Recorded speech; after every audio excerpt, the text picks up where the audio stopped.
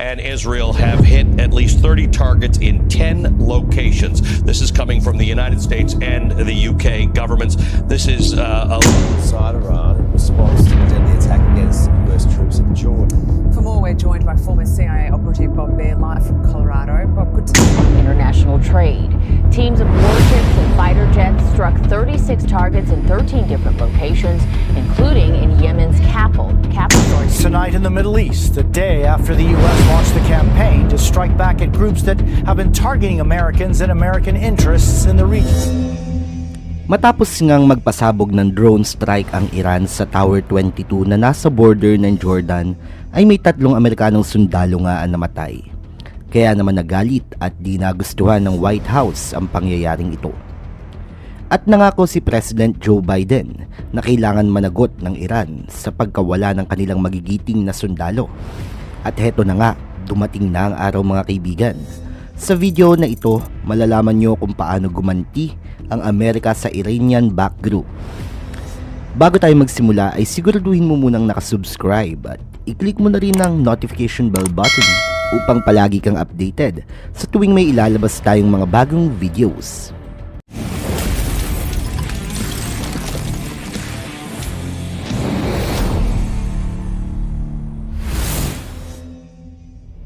Nagpakawala nga ang Amerika ng sandamakmak na airstrike sa iba't ibang parte ng Middle East na tumama naman sa base militar ng militanteng grupo ng Iran na nasa Syria at Iraq. Lampas 85 na target ang pinatamaan ng Amerika ng sinasabing location sites kung saan pinababagsak ang mga airstrike ay sa Iran Revolutionary Guard o IRGC at nakapagtala ng mahigit 40 katao ang nasawi sa ginawang pagganting ito ng Amerika. Ginamit nga ng Estados Unidos ang kanilang long-range B-1 bombers na lumipad mula sa Estados Unidos papunta sa mga target nito. Isa nga ito sa mga unang strike na pinatama ng Amerika at asahan daw na mas marami pang magaganap na airstrike ngayong linggo.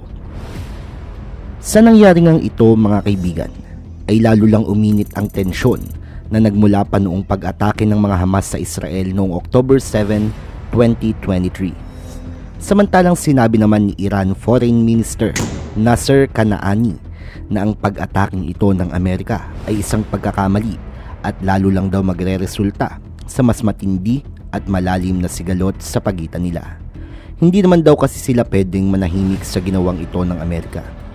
Gagamitin daw nila ang kanilang buong lakas at puwersa para ibalik ang karampatang ganti na dapat maramdaman ng Amerika.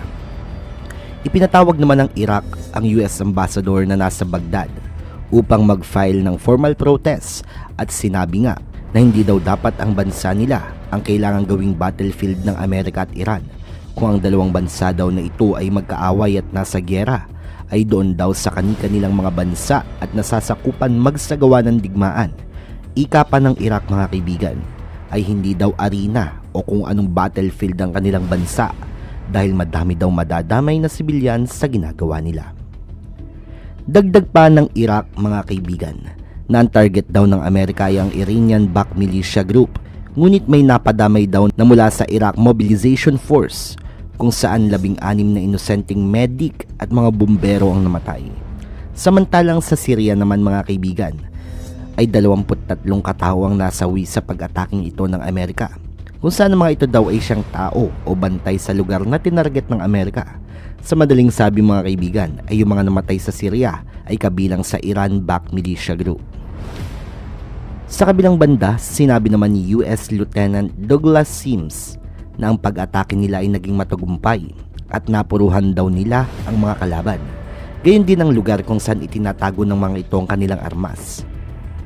Alam naman daw nila na posibleng may madamay at mamatay sa gagawin nilang pag-atake. Subalit ang pinuntirya daw talaga nila ay ang mga facility at kuta ng kanilang mga kalaban. Sinabi naman ng Pentagon sa Amerika na hindi sila naghahamon ng gyera kontra sa Iran. Ibinigay lang daw nila sa Iran ang hinahanap ng mga ito at ang nararapat sa mga ito. Sinabi din ni US Defense Secretary Lloyd Austin na lahat daw ng ginawa nilang pag-atake ay ayon lamang sa direktiba ni President Joe Biden na pulbusin at turuan ng leksyon ang Iran-backed militia. at mariing sinabi na nag-uumpisa pa lang daw sila sa pagganti sa Iran. Sinabi din ni Defense Secretary na hindi naman daw sila naghanap ng gulo sa Middle East o sa kahit anong bansa.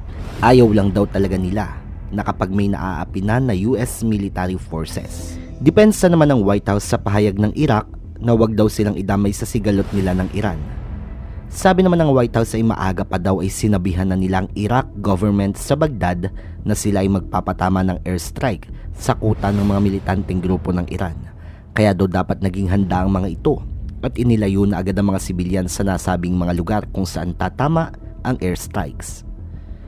Sa kabilang banda naman mga kaibigan ay nagsalita na din ng Iranian President na si Ibrahim Raisi na hindi din sila magsisimula ng gulo at gera, pero mahigpit at buong lakas daw silang gaganti sa ginagawang pambubuli ng Amerika sa kanilang bansa. Itinatanggi naman ni Iran Ambassador Damascus Hossein Akbari na mga base militar nila ang tinamaan ng Amerika. Dagdag pa nito na sinisira lang daw ng Amerika ang mga infrastructure ng Iraq at ng Syria. Ngunit sagot ng Amerika na wag daw maniwala sa sinasabi ng Iran. 100% daw silang nakakasigurado na militanteng grupo ng Iran at mga pasilidad ng Iran sa Iraq at Syria ang kanilang mga natamaan. Gusto lamang daw ng Iran na magalit din sa kanila ang gobyerno ng Iraq at Syria. Ang kanilang pinatamaan daw ay ang Command and Control Center at rockets, drone and missile storage facility. At mariing sinabi ng Amerika na hindi pa daw sila tapos. Abangan pa daw ng Iran ng kanilang ganti dahil nag-uumpisa pa lang daw sila. At yan nga mga kaibigan ang kaganapan sa hindi matapos-tapos na gulo sa Middle East sa pagitan ng Amerika at ng Iran. Maraming mga bansa at inosenteng tao na ang nadadamay sa hindi nila matapos-tapos na sagutan. Sa mas lalong tumitinding gulo na ito ay di malabong mahantong to sa isang madugong gyera kontra sa dalawang bansa. Kaya ipanalangin natin na sana ay magkasundo na lamang ang mga bansa na ito upang wala nang madamay pang mga inosenteng tao. Ano nga kaya mga susunod na mangyayari pa sa sigalot na ito sa Middle East?